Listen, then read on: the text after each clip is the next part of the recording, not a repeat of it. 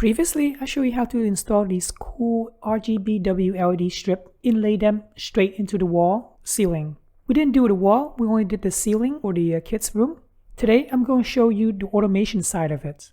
At night, this is what it looks like. It acts basically as a night light, so they can see the whole room, but it's not super bright and has a nice cool blue color to it.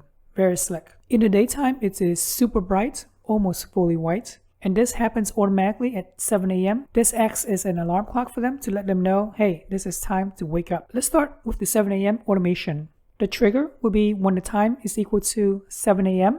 The condition will be weekdays. We only care about Monday, Tuesday, Wednesday, Thursday, and Friday for them to wake up at 7 a.m. The action will be turning on the switch. This first switch will feed power to the RGBW. The next action will be waiting for the RGB to come online, which is about 3 seconds, but I'm going to give it 6 seconds anyway. This next section is the heart of it all. The service will be light turn on. The target will be the RGBW that we install. Going down, it's going to be almost white. So if you open a RGB calculator, the first value represents the red, green, blue, and white.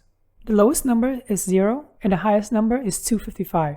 If you go to this website, rapidtables.com, it will give you a number corresponding to the colors that you want. So say if you want light blue, then this is the color to put into the Home Assistant. The last value is white because this thing has its own white pixel. Therefore, you can control how intense the whiteness is. Lastly, brightness. You can set it from 0 to 100%.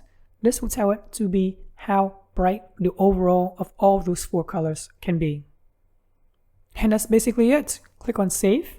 Looking at the triggers, you can set it to do something even fancier. If someone is detected at the door after 9 p.m., go ahead and flash red. The possibilities are endless now that you know how to control it to have any colors that you want. Alright, hopefully you found this tutorial useful on how to control your Shelly RGBW. I really appreciate you guys subscribing to my channel and thanks for watching.